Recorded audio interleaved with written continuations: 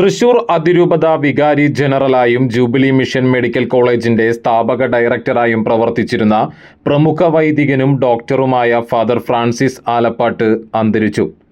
ദൈവവിളിക്കൊപ്പം വൈദ്യശാസ്ത്രത്തെയും മനുഷ്യസേവനത്തിനുള്ള ഉപാധിയാക്കി മാറ്റിയ പ്രതിഭയാണ് വിടവാങ്ങിയത്.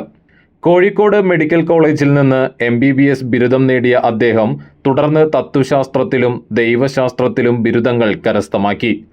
1995 വൈദികനായി അഭിഷിക്തനായത്. Pavaratti saint Joseph ദേവാലയത്തിൽ സഹവികാരിയായാണ് വൈദിക സേവനം ആരംഭിച്ചത്. തുടർന്ന് ഇരവിമംഗലം, കണ്ണംകുളങ്ങര, വിജയപുരം, കുളങ്ങാട്ടുകര, നെഹ്റു നഗർ എന്നിവിടങ്ങളിൽ ഇടവക വികാരിയായി ശുശ്രൂഷ അനുഷ്ഠിച്ചു. 1995-96 കാലഘട്ടത്തിലാണ് reverend doctor father Francis Alappat Pavaratty ഇടവകയിലെ അസിസ്റ്റന്റ് വികാരിയായിട്ട് സേവനമനുഷ്ഠിക്കാൻ എത്തിച്ചേർന്നത്. അദ്ദേഹം ഈ കാലഘട്ടത്തിൽ ഒത്തിരിയേറെ പ്രവർത്തനങ്ങൾ പാവറട്ടിയിൽ നടപ്പിലാക്കുകയുണ്ടായി. പ്രത്യേകിച്ച് CLCയുമായി ചേർന്ന് ഒരു നവതി ഭവനം ഉണ്ടാക്കി. അന്നത്തെ CLCയുടെ നവതിയുടെ ആഘോഷങ്ങൾ നടത്തി. രക്തദാന ക്യാമ്പ്, നേത്രദാന ബോധവൽക്കരണ പരിപാടികൾ, അങ്ങനെ ഒത്തിരിയേറെ പ്രവർത്തനങ്ങൾ. അതിൽ എടുത്തു പറയാവുന്നതാണ് ഈ രക്തദാനത്തിന് വേണ്ടി ഒരു ഡയറക്ടറി ഉണ്ടാക്കി. അതുപോലെ കേരള ചരിത്രത്തിൽ തന്നെ ഒരു നേത്രദാന രംഗത്ത് അത്രയും അധികം കണ്ണുകൾ ദാനം ചെയ്യുന്ന ഒരു അവസ്ഥ പാവറട്ടിയിൽ സൃഷ്ടിച്ചെടുക്കാനായിട്ട് അദ്ദേഹത്തിന്റെ പ്രവർത്തനങ്ങൾക്ക് കഴിഞ്ഞു. തൃശൂരിന്റെ ആരോഗ്യ ഭൂപടത്തിൽ വിപ്ലവം സൃഷ്ടിച്ച നിരവധി സ്ഥാപനങ്ങളുടെ ചുക്കാൻ പിടിച്ചത് ഫാദർ ഫ്രാൻസിസ് ആലപ്പാട്ടാണ്.